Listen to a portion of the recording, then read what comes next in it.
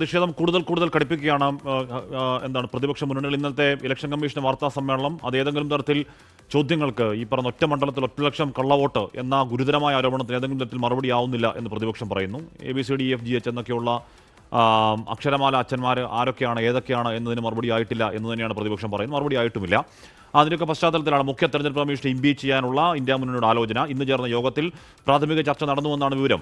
രാഹുൽ ഗാന്ധി ഉന്നയിച്ച വോട്ടുകൾ ആരോപണത്തിൽ ഇന്നലെ കമ്മീഷൻ വാർത്താ സമ്മേളനം നടത്തിയിരുന്നു. 7 ദിവസത്തിനുള്ളിൽ സത്യവാങ്മൂലം ഹാജരാക്കുകയോ അല്ലെങ്കിൽ മാപ്പ് പറയുകയോ ചെയ്യണം എന്നതാണ് ചീഫ് ഇലക്ഷൻ കമ്മീഷണറുടെ ആവശ്യം.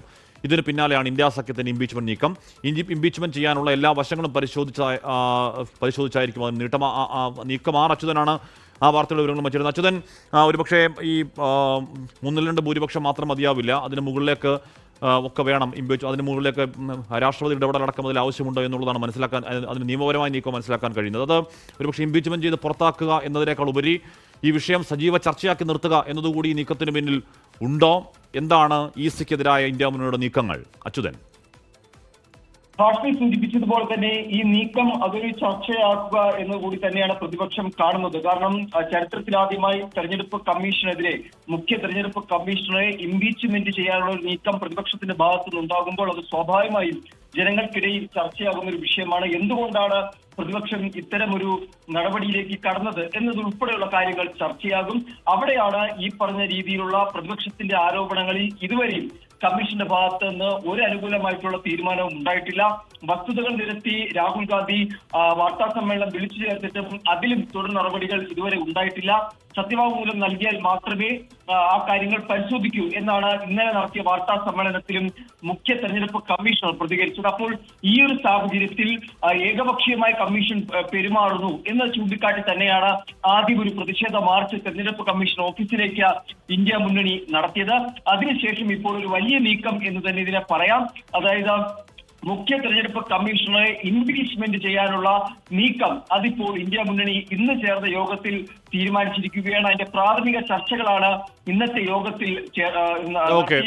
ഞാൻ എത്താൻ പറ്റുന്ന ബൽറാം നിങ്ങളുടെ തുടരുന്നുണ്ട്. ബൽറാം, യഥാർത്ഥത്തിൽ ഇന്നലത്തെ വാർത്താ സമ്മേളനത്തിൽ രാഹുൽ ഗാന്ധി ഉന്നയിക്കുന്ന ഈ പറയുന്ന 6 മാസം എടുത്ത് 7 അടി പൊക്കമുള്ള കടലാസ് കഷ്ണങ്ങൾ ക്രോഡീകരിച്ച് നടത്തിയ കണ്ടെത്തൽ, അത് ഗുരുതരമായ കണ്ടെത്തലാണ്. നമ്മുടെ വോട്ടിംഗ് പ്രക്രിയയെപ്പറ്റി സംശയമുണ്ടാക്കുന്ന ഗുരുതരമായ കണ്ടെത്തലാണ്.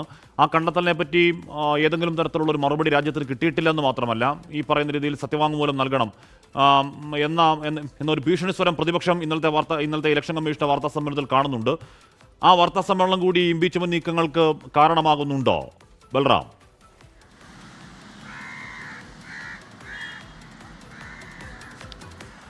ഹാഷ്മി, രാഹുൽ ഗാന്ധി തെരഞ്ഞെടുപ്പ് കമ്മീഷനെതിരെ രാജ്യത്തെ തെരഞ്ഞെടുപ്പ് പ്രക്രിയയ്ക്കുള്ളിലുള്ള അപാകതകളെക്കുറിച്ച് വസ്തുതകൾ നിരത്തിയാണ് വാർത്താ സമ്മേളനം നടത്തിയത്. അതിൽ ചില മണ്ഡലങ്ങൾ പേരെടുത്ത് പറഞ്ഞ് വോട്ടർമാരുടെ പേരും വിവരങ്ങളും നൽകിയാണ് രാഹുൽ ഗാന്ധി ഈ മാധ്യമങ്ങൾക്ക് മുന്നിൽ ഈ ആരോപണങ്ങൾ ഉന്നയിച്ചത് എങ്കിൽ ഈ ഒരു ആരോപണം തെരഞ്ഞെടുപ്പ് കമ്മീഷനെ അക്ഷരാർത്ഥത്തിൽ ഒരു സംശയത്തിൻ്റെ മുൾമുനയിൽ നിർത്തിയിരുന്നു.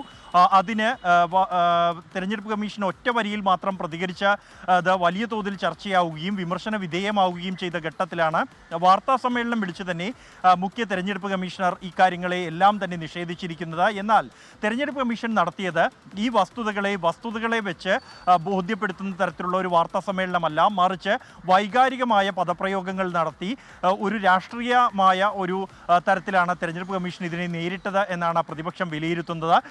പ്രത്യേകിച്ച് CCTV ദൃശ്യങ്ങൾ ചോദിക്കുമ്പോൾ അത് തരാൻ കഴിയില്ല, അതിന് കാരണമായി അമ്മമാരുടെ സഹോദരിമാരുടെ ദൃശ്യങ്ങൾ പരസ്യപ്പെടുത്തേണ്ടതുണ്ടോ തുടങ്ങിയ വൈകാരികമായ രാഷ്ട്രീയമായ മറുപടികളാണ് തെരഞ്ഞെടുപ്പ് കമ്മീഷൻ്റെ ഭാഗത്തു നിന്നും ഉണ്ടായത്.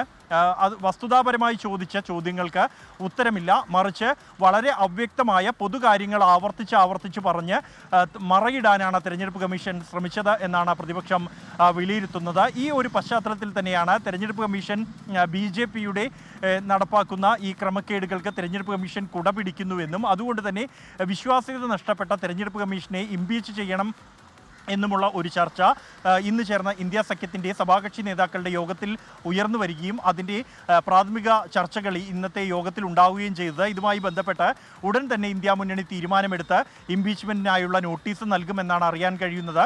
ഇംപീച്ച്മെൻറ്റ് പ്രായോഗികമല്ല നിലവിലെ സാഹചര്യത്തിൽ എന്നുള്ളത് യാഥാർത്ഥ്യമാണ്. കാരണം ഇരു സഭകളിലും 3/2 ഭൂരിപക്ഷം ഇംപീച്ച്മെൻറ്റിന് ആവശ്യമായി വരും.